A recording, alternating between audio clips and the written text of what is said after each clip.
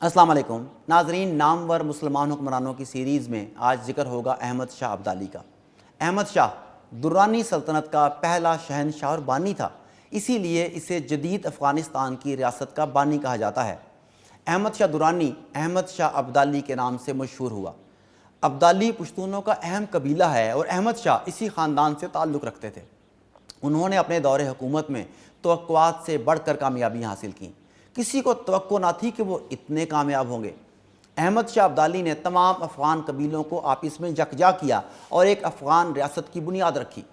ابدالی کی بہادری اور متاثر کن شخصیت سے دشمن بھی متاثر تھے۔ انہوں نے ایران و افغانستان کے علاوہ ہندوستان پر بھی حکومت کی۔ اس میں کوئی دو رائے نہیں کہ وہ بلا شبہ ایک عظیم مسلمان بادشاہ تھا۔ احمد شاہ درانی نے مادری زبان پشتو میں شاعری بھی کی، وہ مصنف بھی تھے۔ احمد شاہ درانی 1722 عیسوی میں پیدا ہوئے۔ درانی کی پیدائش افغانستان یا پھر ملتان میں ہوئی، اس کے بارے میں حتمی رائے اب تک سامنے نہیں آ سکی۔ درانی کے والد زمان خان کئی سال فارس کی قید میں رہے۔ 1715 عیسوی میں وہ جیل سے رہا ہو کر مہاجر کی حیثیت سے ہندوستان روانہ ہوئے اور ملتان، جہاں ان کے رشتہ دار تھے، وہاں جانے کے لیے محو سفر ہوئے۔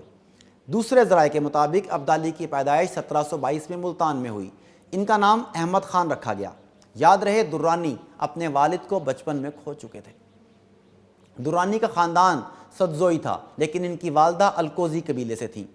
احمد شاہ درانی کی تعلیمی قابلیت باقاعدہ کسی مکتب سے حاصل کرنے کا ثبوت نہیں ملتا، لیکن وہ پڑھے لکھے تھے، انہیں کئی زبانوں پر عبور حاصل تھا۔ احمد شاہ درانی نے اپنے کیریئر کا آغاز نادر شاہ افشار کی فوج میں شمولیت اختیار کر کے کیا۔ انہوں نے سپہ سالار کی حیثیت سے آغاز کیا، مگر بعد میں جلد ہی ابدالی رجمنٹ کے کمانڈر بن گئے۔ اس رجمنٹ میں 4000 پشتون ابدالی سپاہیوں کا گھڑ سوار دستہ شامل تھا۔ تاریخ میں مشہور ہے کہ نادر شاہ اپنے کمانڈرز کی صلاحیت پہچان لیتا تھا۔ یہ بھی مشہور ہے کہ دہلی میں نادر شاہ نے احمد شاہ درانی کو مخاطب کر کے کہا، ابدالی آگے آؤ۔ احمد خان ابدالی یاد رکھیں کہ میرے بعد آپ کی بادشاہت گزرے گی۔ نادر شاہ نے درانی کی متاثر کن شخصیت، بہادری اور وفاداری کی وجہ سے اسے اپنی فوج میں شامل کیا۔ نادر شاہ کو 1747 عیسوی میں اپنے ہی محافظوں نے قتل کر دیا۔ ان میں ملوث محافظ نے بہت خاموش اور چھپ کر یہ قتل سر انجام دیا، جبکہ درانی کو یہ بتایا کہ نادر شاہ کو ان کی بیوی نے قتل کیا ہے۔ اب درانی کی سرپرستی میں ابدالی دستہ بہت سے خطرات کے باوجود اس خبر کی تصدیق کے لیے وہاں پہنچا تو نادر شاہ کے کٹے ہوئے سر اور جسم کو دیکھا۔ ابدالی دستہ اپنے لیڈر کی ناکامی پر روتے ہوئے قندھار واپس چلا گیا۔ نادر کی موت کے بعد ابدالیوں نے قندھار واپس جاتے ہی احمد شاہ درانی کو اپنا نیا قائد متفق کا طور پر تسلیم کر لیا۔ چنانچہ اس نے افغانستان کے خود مختار حکمران کی حیثیت سے شاہی اختیار کو قبول کیا۔ نادر کی موت کے بعد درانی نے اپنی زندگی میں خطرہ محسوس کر کے فارسی کیمپ چھوڑنے کا فیصلہ کیا اور 4000 فوج کے ساتھ قندھار واپس چلا گیا۔ بعد میں درانی نے ایک خاص فورس تیار کی جس میں درانیوں، پشتون، اس کے علاوہ تاجک، قزلباش اور دوسرے مسلمانوں کو شامل کیا۔ درانی نے غزنی پر قبضہ کر کے اپنی فتوحات کا آغاز کیا، پھر کابل میں مقامی حکومت سے لڑ کر خراسان پر اپنی گرفت کو مزید مضبوط کیا۔ افغان قبائل کی قیادت بنیادی طور پر مال غنیمت فراہم کرنے کی قابلیت پر بھروسہ کرتی تھی اور درانی نے اپنے پیروی کرنے والوں کے لیے مال غنیمت اور قبضہ فراہم کرنے میں کامیابی حاصل کی تھی۔ 1747 عیسوی سے 1753 کے درمیان وہ پنجاب کے خطے پر 3 بار حملہ کرنے میں کامیاب ہوا۔ 1750 عیسوی میں ہرات پر بھی قبضہ کیا۔ احمد شاہ ابدالی نے 1748 سے 1767 عیسوی تک مغل سلطنت پر بھی 7 مرتبہ حملہ کیا۔ پہلا حملہ دسمبر 1747 عیسوی میں کیا۔ انہوں نے 40,000 فوج کے ساتھ درہ خیبر کو عبور کر کے پشاور پر قبضہ کیا۔ پھر اپنے عروج کے 1 سال بعد 1748 میں دریائے سندھ کو پار کیا۔ 1749 عیسوی میں مغل حکمران کو درانی فوج سے بچنے کے لیے سندھ اور بحر ہند سمیت پنجاب کے بیشتر حصے کو چھوڑنے پر مجبور کیا۔ اس طرح بغیر کسی جنگ اور لڑائی کے مشرق کے کئی علاقے حاصل کیے۔ بعد میں ہرات کا رخ کیا اور 1750 میں کافی خون ریزی کے بعد افغان ہرات پر قبضہ کرنے میں بھی کامیاب ہوئے۔ اس کے بعد 1751 میں افغان فورسز نے نیشاپور اور مشہد پر قبضہ کیا اور ایران کی طرف بڑھے۔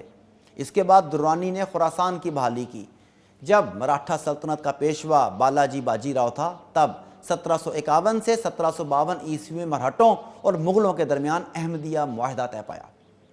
اس معاہدے کے ذریعے مراٹھوں نے ہندوستان کے زیادہ تر حصے کو اپنے دارالحکومت سے کنٹرول کیا، جبکہ مغل حکمران کی حکومت صرف دہلی تک برائے نام رہ گئی۔ مراٹھا اب شمال مغربی علاقوں کے اطراف میں اپنے کنٹرول کیے ہوئے علاقے کو وسعت دینے کے لیے دباؤ ڈال رہے تھے، تو درانی نے مغل حکومت کو توڑ دیا اور اپنے حاصل کیے ہوئے مال غنیمت کے حصے سے دستبرداری اختیار کر لی۔ پیشوا بالاجی باجی راؤ نے افغانوں سے مقابلے کے لیے رگھوناتھ راؤ کو بھیجا اور اس نے تیمور شاہ درانی اور اس کے دربار کو ہندوستان سے بے دخل کر دیا۔ لہٰذا 1757 عیسوی میں درانی نے قندھار واپسی پر ہندوستان آنے اور شمال مغربی علاقے کو دوبارہ سے حاصل کرنے کے لیے مراٹھا افواج سے مقابلہ کرنے کا فیصلہ کیا۔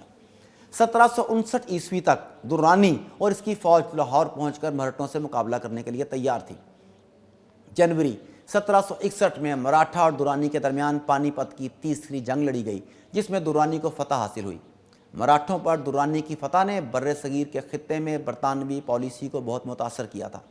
ماؤنٹ سٹارٹ ایلفنسٹون نے احمد شاہ کی صلاحیت کا اعتراف کرتے ہوئے لکھا، درانی کی مہارت اور فوجی سرگرمی دونوں کی تعریف کی جاتی ہے۔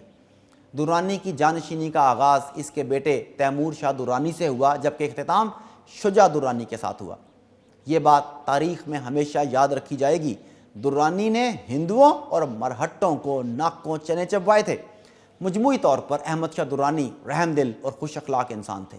وہ ہر کسی سے مسکرا کر خوش مزاجی سے ملتے، سرکاری مواقع پر پروکار انداز اپناتے، مگر ذاتی زندگی میں دوستانہ طریقہ اختیار کرتے۔ احمد شاہ درانی وعدہ خلافی کبھی نہ کرتے، وہ اپنے وعدوں کے پکے تھے۔ نادر شاہ نے اس سے وعدہ لیا تھا، جب تم بادشاہ بنو تو میرے بیٹوں کے ساتھ محبت سے پیش آنا۔ درانی نے آخر تک اس وعدے کو پورا کیا۔ نادر شاہ کے بیٹوں کی احسان فراموشی اور کینہ پروری کے باوجود ان کے ساتھ اچھا برتاؤ کرتا رہا۔ احمد شاہ علماء کا دل سے احترام کرتا اور ان کی صحبت میں وقت گزارنا پسند کرتا تھا۔ اس کی سب سے بڑی خواہش تھی کہ اسے ولی کا مقام حاصل ہو۔ احمد شاہ نے اپنی پوری زندگی بہت سادہ گزاری۔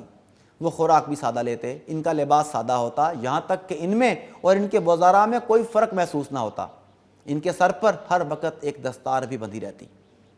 احمد شاہ نے معاشرتی اصلاحات میں کوئی کسر باقی نہیں رکھی۔ انہوں نے عورتوں کے مقام کو اہمیت دی، بلا وجہ طلاق پر پابندی لگائی، جبکہ بیوہ کی دوبارہ شادی پر زور دیا۔ فیصلہ کیا کہ اگر وہ شادی نہ بھی کرے تو شوہر کا گھر اور جائیداد اسے دی جائے جس میں وہ آرام سے رہ سکے۔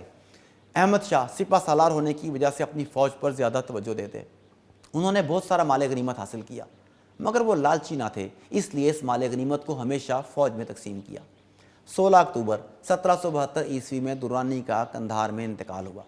ان کو شہر قندھار میں دفن کیا گیا اور ان کا ایک مقبرہ تعمیر کیا گیا۔ آج بھی احمد شاہ ابدالی کو ان کے مثالی کارناموں اور نرم مزاجی کے باعث یاد کیا جاتا ہے۔ احمد شاہ ابدالی کو افغانستان میں بابائے قوم کا مقام حاصل ہے۔ آج کے لیے اتنا ہی، اللہ نے کے بعد۔